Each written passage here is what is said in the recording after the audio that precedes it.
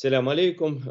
Привіт усім глядачам телеканалу ОТР, де б ви нас не дивилися, як у тимчасово окупованому Криму, на інших територіях України, так і за кордоном, де нас теж дивляться багато людей, бо вони хочуть скласти тверезе уявлення про те, що відбувається навколо війни, на війні. І ми запрошуємо різних, але завжди серйозних експертів, людей, які розуміються на своїх справах. І сьогодні я дуже радий, що знайшов час з нами поспілкуватися. Юрій Федоров, людина, яка вже була у мене в етері, і мені було дуже цікаво, і зараз теж буде цікаво, я певен. Селям алейкум, пане Юрію. Доброго вечора, доброго дня. Я трохи хворію. Алейкум салям. О, супер, дякую. Супер. Це по-кримськи, майже по-кримськи привіталося. Ну, трошку. Ще попрацюємо над произношенням, але в принципі все ідеально. От. Дякую вам за таке привітання. Дійсно, нам це дуже приємно, коли люди знають про наш народ і знають про те, що з Криму все почалося і в Криму все закінчиться. І ніяк інакше. Я трохи хворію, тому це на наших глядачів буде ще краще, бо я менше буду розмовляти, буде більше чути. І я буквально днями вийшло ваше велике інтерв'ю на каналі Марка Фейгіна, пане Юрію. І я, щоб не повторюватися, я уважно вивчив його, і нашим глядачам буде цікаво, бо я не хочу, щоб ви повторювали одне і те саме. Ви там дуже класно, до речі, розклали позиції з мапами, з там напрямками, тощо. Я ставитиму питання додаткові, які у мене виникли, коли я вас чув днями, і такі питання, які стосуються тих тем, яких ви не доторкнулися в тій розмові. Почнемо? Ну, давайте только по-русски. У меня с українською мовою трошки проблеми має. Я думаю, що ви зможете скоро українською вже давати інтерв'ю, але поки що перейду на Давно пора. Трофейную мову, як я ее называю. Первый вопрос такой. Вот общий ваш анализ. Вы смотрели практически по всему периметру фронта, активного потенциального фронта. И эфир назывался у вас типа «Пауза заканчивается». Действительно, это выглядело как пауза и выглядит как пауза. Позиционные, типа с какими-то там всплесками в отдельных районах. Но в принципе выглядит по большому счету как пауза. И Зеленский, давая где-то неделю назад интервью или в каком-то из своих видео, сказал, что спасибо бойцам, которые бьются за Бахмут и Солидар, за то, что они дают нам время, паузу. Вот что имел в виду Зеленский, с вашей точки зрения, как и военного и политического эксперта, что имел в виду президент Украины? Я думаю, что президент Украины имел в виду вот ту самую паузу, которая дает возможность вооруженным силам Украины подготовиться к двум вещам, на самом деле. Во-первых, как можно лучше подготовиться к тому, чтобы отразить наступление российских войск там и тогда, где и когда оно произойдет. А я думаю, что Россия готовится к такому наступлению. Это первая задача. И вторая задача – это подготовиться к наступлению вооруженных сил Украины с тем, чтобы переломить ход войны уже окончательно в свою пользу, с тем, чтобы продемонстрировать не только гражданам Украины, но и всему миру, и самое главное, продемонстрировать российской элите, российскому истеблишменту, что война, по сути дела, Россией проиграна, что шансов у России на то, чтобы исправить положение в свою пользу, у нее нет. Вот мне трудно сказать, знаете, любые военные эксперты, если они эксперты, наверное, они всегда очень осторожны к тому, чтобы предугадывать, предсказывать ход войны, ход сражений. Но и тем более в неких краткосрочных ситуациях. Но поэтому я не могу утверждать безусловно, что в этом году, в наступившем году, Украина сможет вытеснить российские войска со всех оккупированных территорий. Возможно, что и не сможет. Война есть война. Но продемонстрировать России, что ее дальнейшее продолжение войны, во-первых, бесперспективно, а во-вторых, ну, для России, а во-вторых, может только ухудшить положение страны во всех отношениях, и в экономическом, и военном, и в международно-политическом уже трудно ухудшить. Мне кажется, оно ухудшено до предела. А вот во внутриполитическом, да, продолжение войны будет приводить к нарастанию угроз во-первых, для режима, а во-вторых, для существования России как государства.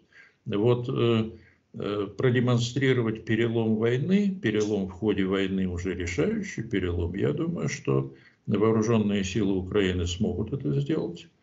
Не без помощи союзников или при помощи союзников. Ну и вот в этом как раз и состоит та самая загадочная фраза президента Зеленского. Ну, смысл такой: мы готовимся к тому, чтобы добиться существенных успехов. Вот в предыдущем интервью, которым я упоминал, вы рассказывали подробно, люди могут посмотреть, мы не будем это разбирать, что Украина готовит 3 больших армейских корпуса, вооруженных, судя по всему, натовским оружием, и что это действительно мощная сила и так далее, и так далее.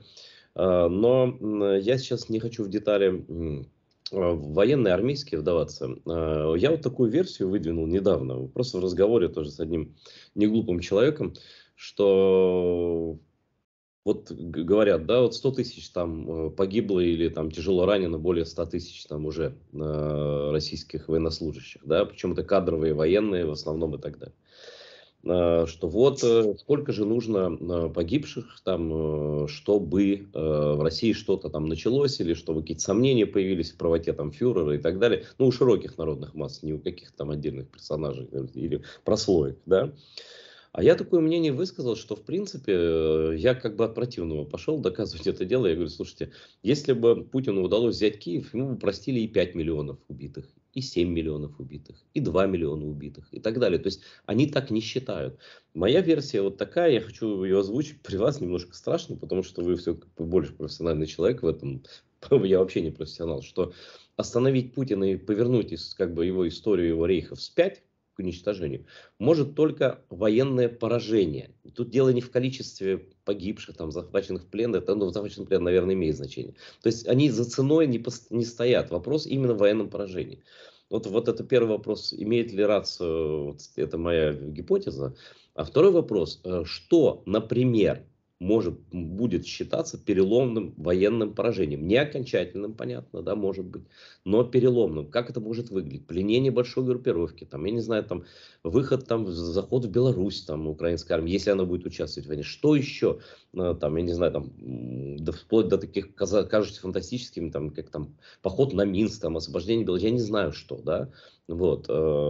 Есть у вас какие-то варианты, вот именно сценарий такого переломного поражения? Да, в общем, есть. Он не оригинален, потому что об этом говорят очень многие наблюдатели, не люди сведущие. Так вот, с вашим тезисом о том, что потери в сотни тысяч, там, несколько миллионов, я думаю, что человеческие потери не отрезвят. Ну, во-первых, они не отрезвят элиту, не отрезвят номенклатуру, потому что номенклатуре, в общем, все равно, сколько гибнет людей на фронтах, потому что эти потери не затрагивают непосредственно личное положение тех людей, которые управляют Россией. Видимо, это несколько десятков тысяч семейств, ну так, в общей сложности. Те, которые, собственно, являются тем, кого мы называем правящей группировкой. Да, война непосредственно в таком плане, в плане потерь личных, потерь там военнообязанных, детей, родственников и так далее, она их не затрагивает и не затронет. Они достаточно достаточно хорошо понимают, как избежать этого. А что касается рядового населения, тех, кого называют глубинным народом, ну, во-первых, да, элиту это не интересует, а глубинный народ, в общем, пока не проявляет никаких признаков того, что он каким-то образом затронут, ну, потерями. Наоборот, то есть не наоборот, но тем не менее пока выплачиваются вот так называемые гробовые деньги, вот эта помощь семьям тех, кто погиб. Далеко не все семьи получают эти деньги, но это другой вопрос. Значит, до тех пор, пока люди не... Я не видел ни одного, достаточно внимательно стараюсь следить за тем, что происходит в России, но я не видел ни одного случая, когда бы, ну, скажем, семьи или какое-то население того или иного города, обычно это затрагивает прежде всего население сельских местностей и небольших городов, но нет никаких сообщений о том, что население вышло с протестом и требует: верните нам наших мужчин, которые гибнут в Украине. Такого не было. Это значит, что население готово мириться с этим. Ну, объяснять это, наверное, психологи, социальные психологи, там, какие-то изощренные политологи, они могут объяснить, почему так российское население относится к этому. Но факт остается фактом, оно относится именно так. Если потери достигнут там нескольких миллионов, Бог его знает, не знаю, может быть, ситуация изменится, но пока признаков этого нет, и рассчитывать на это, я думаю, противники России, Украина прежде всего, не могут.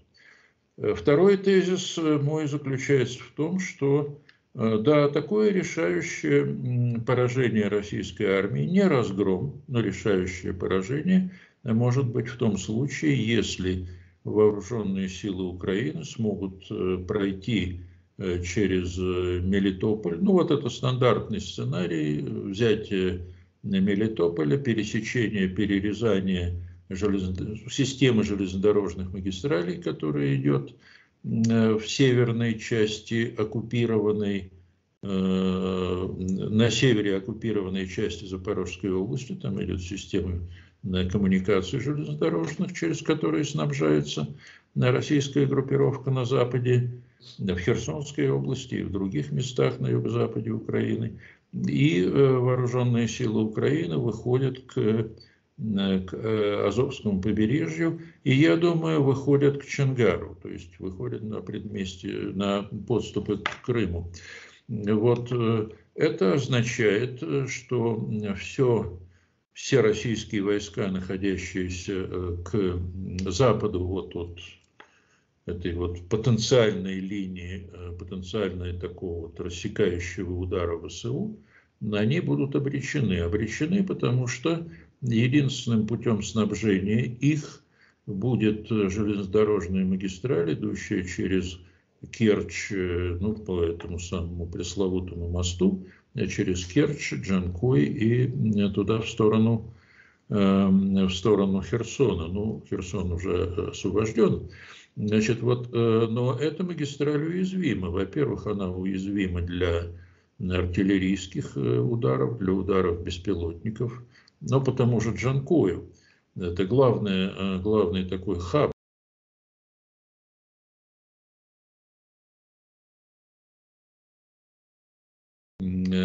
Все снабжение российской армии,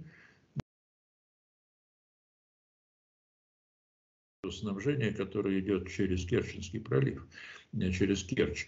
Так вот, после этого, после перерезания магистралей и линий снабжения, ну, у российской группировки на западе Украины, и я бы сказал, и в Крыму тоже, шансов на военное противостояние, на то, чтобы выдержать военное противостояние с Россией, нет. Потому что военное противостояние на решающим образом зависит от логистики, от подвоза боеприпасов, от подвоза там, ну, всего, что необходимо для ведения войны, вы понимаете. Там не только боеприпасы, там очень много чего нужно, начиная от, я не знаю, сухпайков, там, носков для обуви, без носков воевать невозможно, понимаете, вплоть до таких мелочей, и кончая артиллерийскими снарядами и всем там, топливом для бронетехники и всем прочим. Так вот, после этого капитуляция вот этой достаточно крупной группировки в Херсонской области и в Крыму. Крым можно, конечно, снабжать по морю, слов нет, но это крайне тяжелая задача. Для этого нужен очень большой транспортный, ну, большой флот морской, торговый, военный, прежде всего торговый, чтобы организовать такой мост морской, что, я думаю, Россия сделать не в состоянии. Вот это я называю решающим переломом в войне. И после этого перед Москвой встанет вопрос: ну хорошо, а дальше что? Вот мы теряем Крым. Крым оказывается под угрозой потери. И это серьезная угроза. Все, что максимальное достижение всего путинского вот этого 20-летия, ну, по крайней мере, как они считают, оказывается под угрозой. Пора тогда принимать какие-то меры.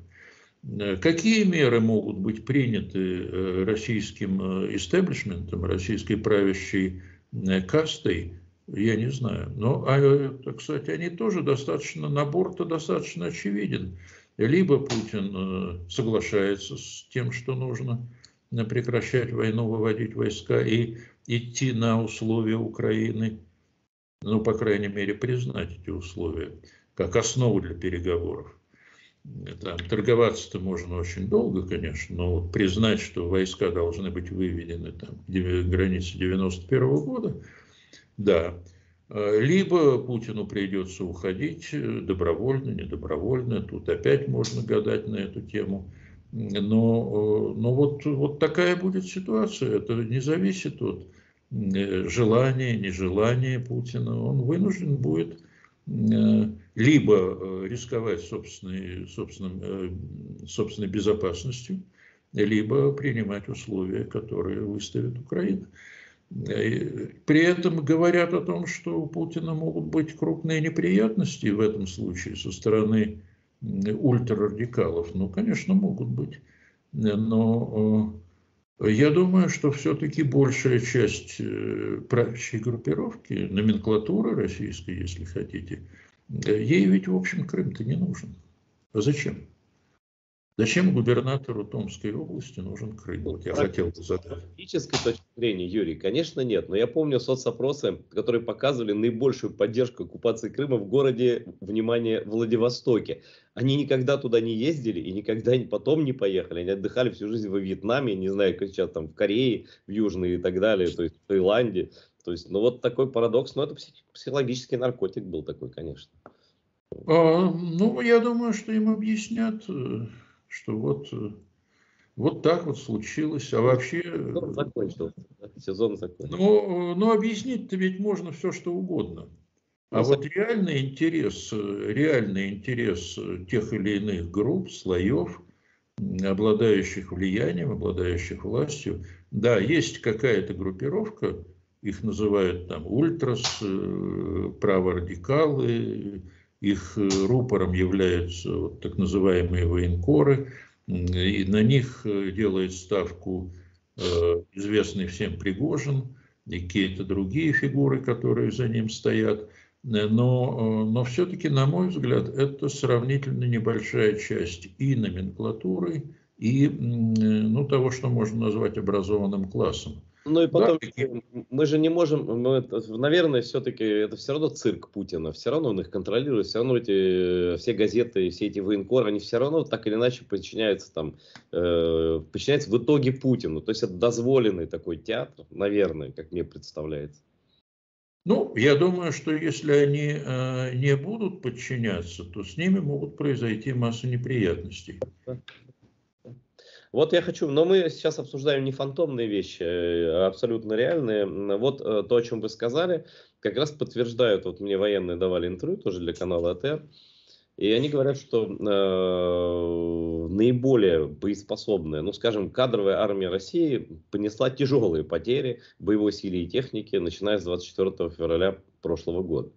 Но наиболее боеспособные группы именно не вагнеровцы, а именно ну, профессиональная армия, которая осталась, сосредоточили как раз на запорожском направлении. То есть как раз в том направлении под Запорожьем, да, вот этот Южный фронт, о чем вы и говорили, что это главная угроза и действительно такая для Крыма и для всей группировки и так далее. Вот. Теперь вопрос. Я думаю, что я не анализировал, но если учесть границу с Белоруссией, да, которая может быть, наверное, использована Путиным в любой момент, если он там решит вопрос с Лукашенко, то тем или иным способом.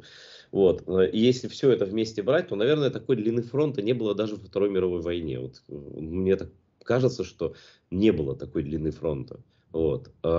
Значит, при этом если понятно, что тут наибольшие риски, да, понятно, что они там сосредоточили на южном направлении много чего, и они готовятся действительно обороняться и нападать, возможно, и на Запорожье и так далее, да, то есть такой удар превентивный. Но фронт такой длинный, что он позволяет, в принципе, разыгрывать любые отвлекающие сценарии, и оттуда напасть, и оттуда, и оттуда. И я слышал ваш анализ, как тяжело это было бы сделать с территории с севера, там даже из Чернигова, из Сум проблемно, там, ну, все это очень действительно проблемно, потому что, во-первых, вооруженные силы Украины есть, во-вторых, это и во-первых, и во-вторых, а в-третьих, там, география, там, местность и так далее, но все равно простор для фантазии командования как нашего, мы сейчас об этом не будем говорить, так и рашистского имеется.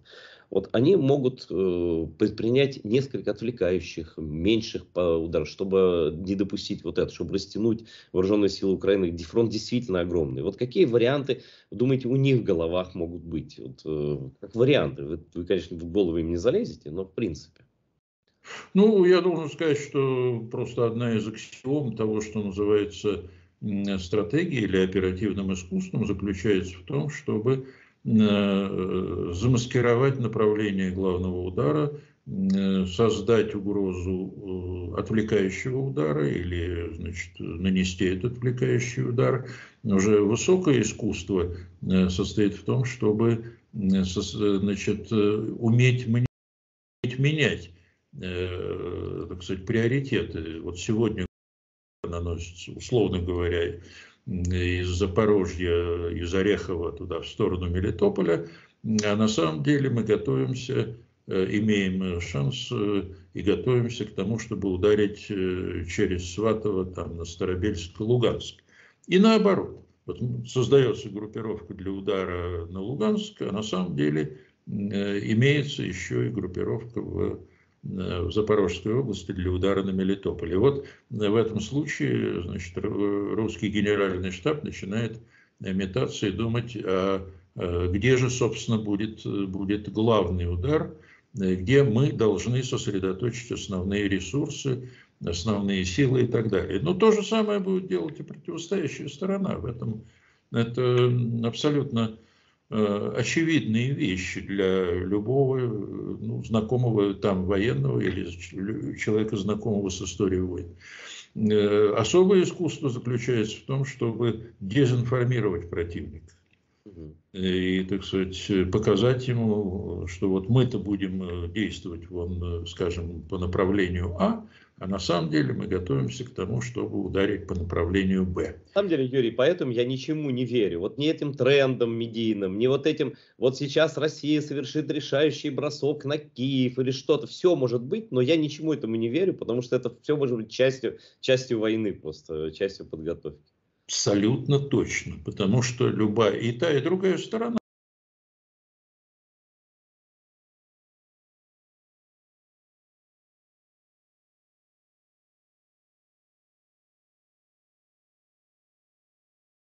ВСУ и главное командование ВСУ не занималось бы такими вещами,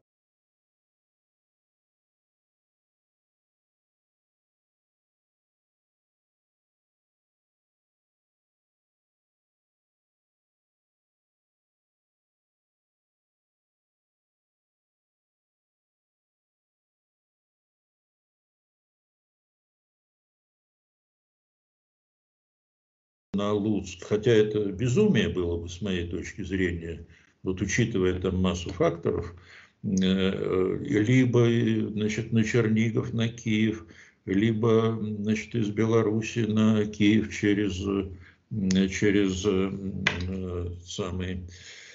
через вот эту ядерную станцию, через Чернобыль, да, ну и так далее. Все это, понимаете, сегодня обсуждается с таким вот азартом. Люди, значит, начинают уверять, что они знают, где это все будет происходить и так далее. Я вам честно скажу, я не знаю. Я знаю только то, что вот такие отвлекающие маневры, они, конечно, будут. Если вот есть такой, значит, хороший ресурс, Deep State Map, знаете его, наверное, практически все в Украине знают это, смотрят эти карты. Так вот, там, там понятно, например, что концентрация российских войск в районе Кременной, она выше, чем концентрация вокруг Бахмута или там чуть выше, чем вокруг Донецка или под Донецком, вокруг Донецка. Значит, что это может быть? Ну да, в общем, это некий... Вот это уже некий объективный признак того, что русские готовятся к большой схватке вот в районе Кременной. Может быть, это наступление на Лиман, дальше там куда-то на Изюм. Они могут так действовать. А почему нет? Могут к этому готовиться. Они могут готовиться к обороне. Они могут сосредотачивать основные силы в Запорожской области, хорошо подготовленные, как вы сказали, для того, что... А вот для чего? Для наступления или для обороны? А может быть, они хотят прорваться к Днепру, к Днепру. Может такое? Почему нет? Такое сейчас обсуждается в Украине, это обсуждают, что да, Запорожье открывает дорогу на Днепр, ну гипотетически, да. Правда, там Запорожье взять довольно сложно, там в географию смотрели, там водохранилище и так далее, там все непросто. Вот. И вот задача, это большая задача и большое искусство, скажем, разведок, военной разведки, предугадать, где скорее всего будет наступление противника или что противник замыслил. А вот как раз тут мы подходим к самому интересному, к вашей оценке возможностей разведок. Но кто раньше узнает, кто больше узнает, кто имеет возможность больше предугадать из чисто объективных обстоятельств, учитывая там, что есть, грубо говоря, с Украиной сотрудничают западные разведки, я не знаю, какие разведки сотрудничают с русскими, может, китайские спутники там или иранские что-то. Вот по сумме возможностей разведок, и фронтовых, прифронтовых, и космических, и так далее, вот по опыту того, что мы уже видели, да, и по Харьковской операции, и по Херсонской и так далее. Какое у вас впечатление создается, кто сможет опережать на ход другого, и если кто-то сможет опережать, то в силу каких причин?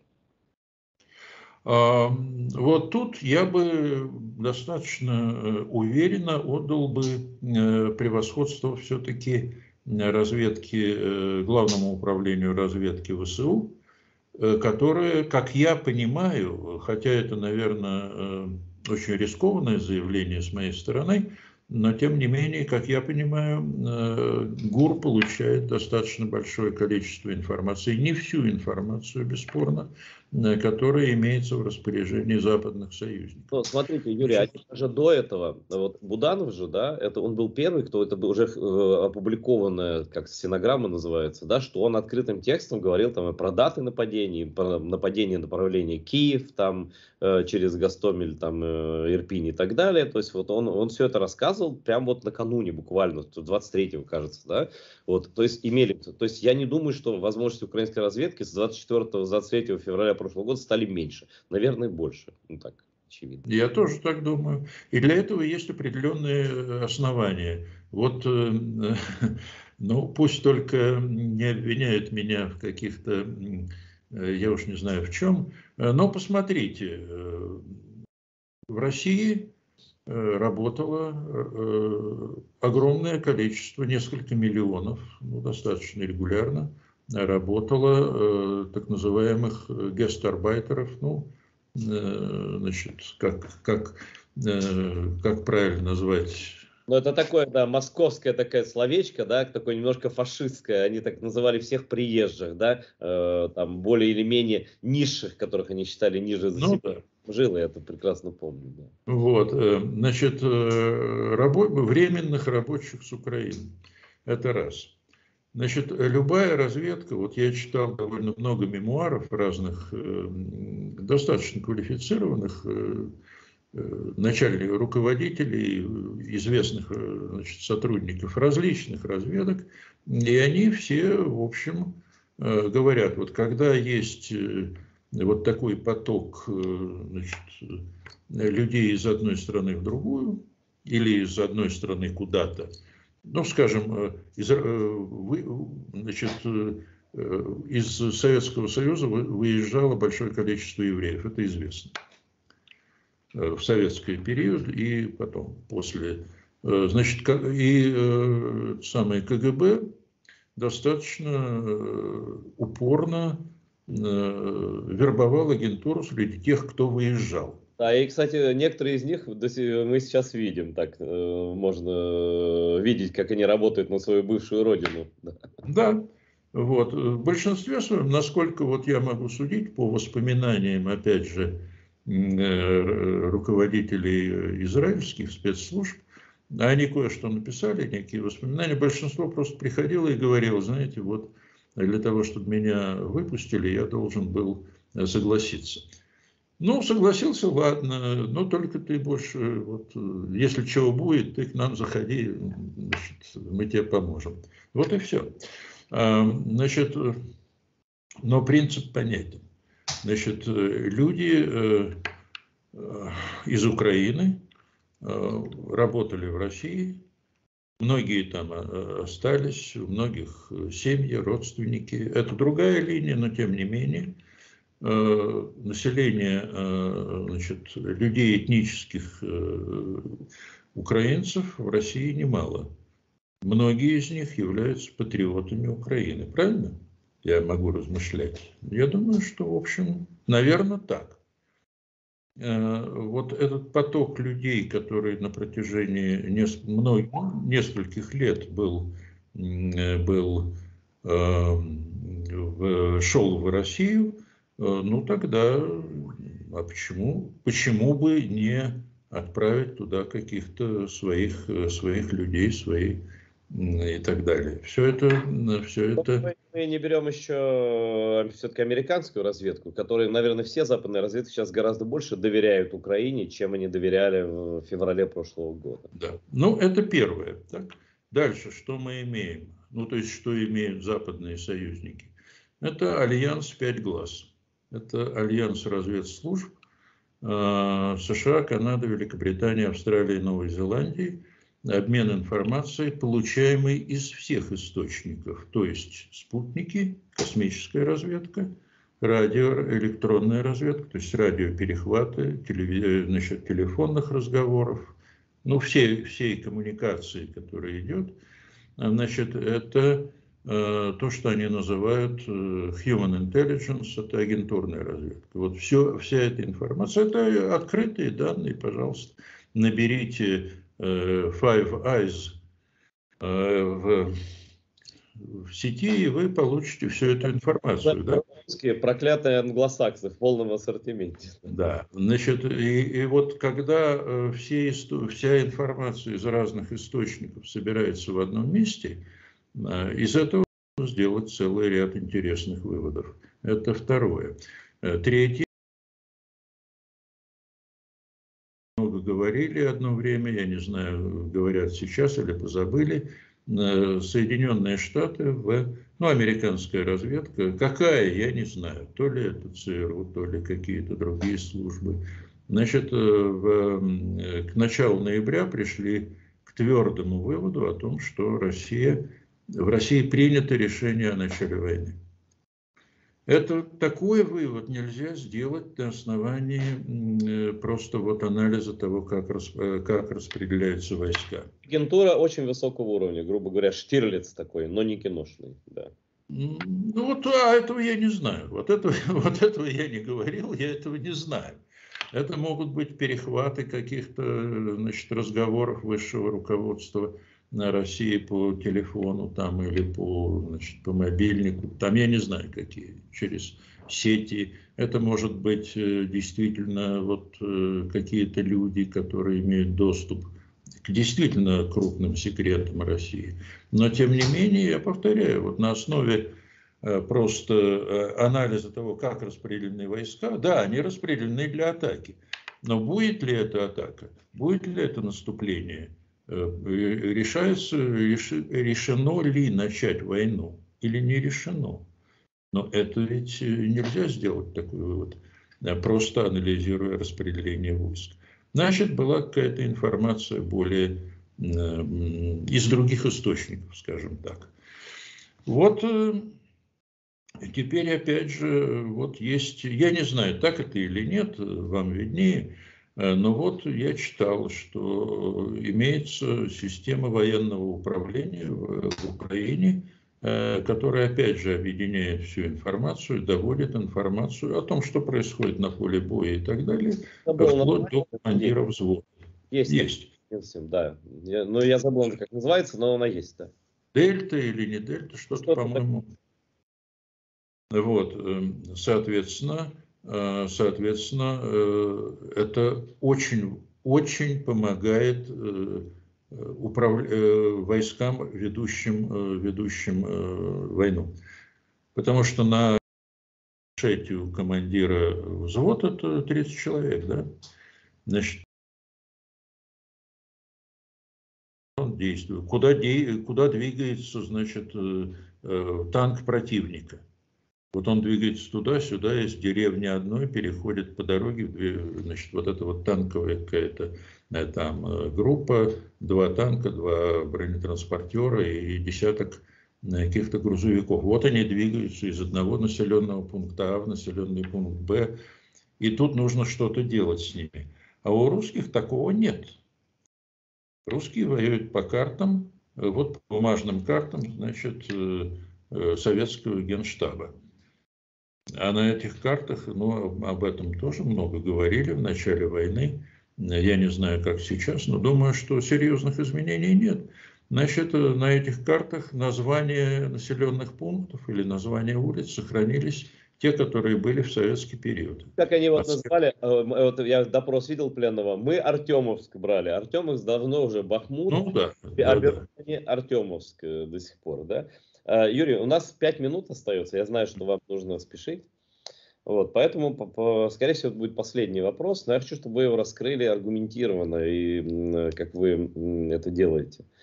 Вот я слышу заявление Шойгу. Мы доведем армию 23 год 1,5 миллиона, там 2, ну как китайская прям будет армия уже там у них и так далее. И как они ведут себя на Бахмутском направлении, там значит, в Солидаре, говорят, что мы не посчитаемся с количеством, но мы вас все равно передавим, завалим трупами, продвинемся, и где-то они продвигаются, и наши военные это тоже признают, там по трупам идут, да, но они говорят откровенно, наш ресурс это бесконечное количество людей. Вот насколько в современной войне и каким образом нивелируется вот это бесконечное количество людей, которым они действительно обладают на данный момент, так точно. Вот сейчас информация пошла, что и из Москвы будут призывать, то есть всю страну поставят под мобилизацию.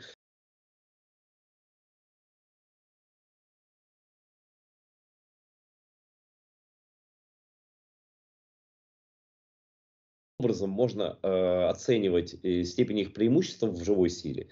И как это конвертируется, и как это нейтрализуется современными натовскими или нашими средствами, и тактикой, техникой, артиллерией, ПВО, авиацией и так далее. Ну, старый и достаточно хорошо известный тезис, который подтверждался, в общем, опытом всех войн, заключается в том, что техническое превосходство, ну, в данном случае в вооружениях, обеспечивает победу над противником, обладающим превосходством в живой силе. Есть масса, ну, можно говорить, наверное, о тех или иных особенностях этого технического превосходства, то есть превосходства в вооружениях. Ну, например, я не знаю, хаймерсы, снаряды к хаймерсам, есть специальные противопехотные боевые части, они взрывают. Ну, это вот пример, который приходит на память. Я был у артиллеристов в Новый год, не буду говорить где конкретно, но там вот в полном ассортименте, значит, и бывшее советское, и новые, и крабы, и хаймерсы, и все остальное прочее, да.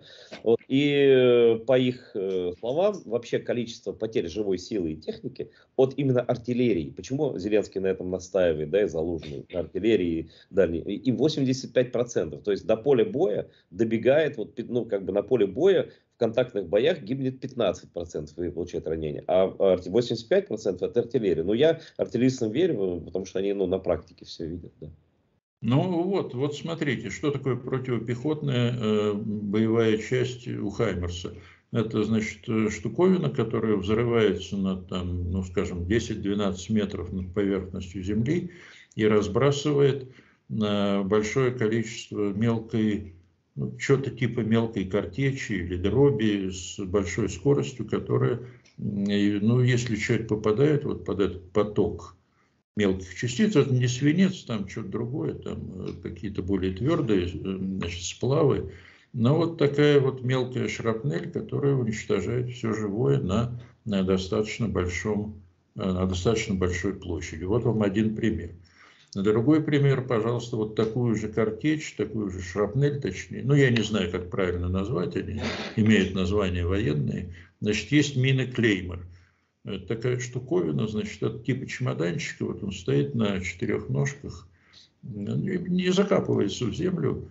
И вот направленный, когда приближается пехота противника, он взрывается и как бы выбрасывает облако вот этой шрапнели вперед на расстоянии где-то 100, 200, 300 метров.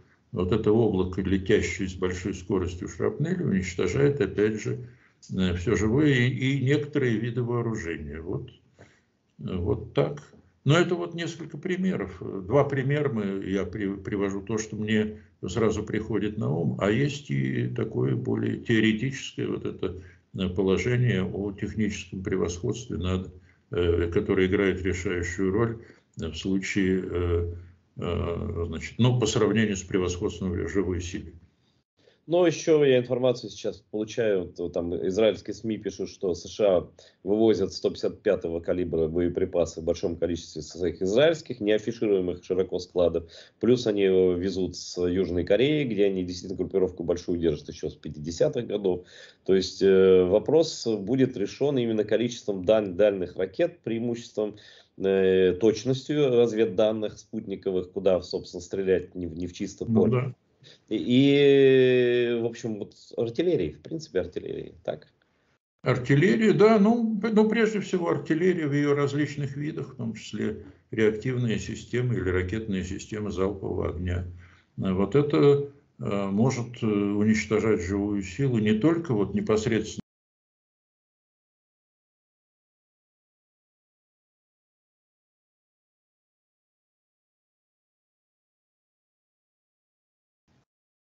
Ну что ж, спасибо вам большое за то, что я знаю, что вам уже нужно идти дальше. Боюсь, что да. Ваше інтерв'ю завжди цікаві. Дякую вам за те, що почали трохи вчити кримську мову, українську, напевно, теж вивчити. Ось, дякую вам за участь в програмі. Гарного дня, до нових зустрічей, пане Юрію. Дякую вам, бажаю здоров'я. З нами був Юрій Федоров, політичний і військовий експерт, людина, яка розуміється і аргументовано доводить свою точку зору. Тож ми з великою користю провели цю майже годину. Я зичу всім терпіння, мужності і зичу, щоб ви щодня допомагали чимось Збройним силам України. І також я вдячний вам за підтримку телеканалу АТР. який незабаром має відновити мовлення через супутники, але про це ми поговоримо трохи пізніше. Нехай це відбудеться. Дякую вам за щоденну підтримку. На все добре. Разом до перемоги України.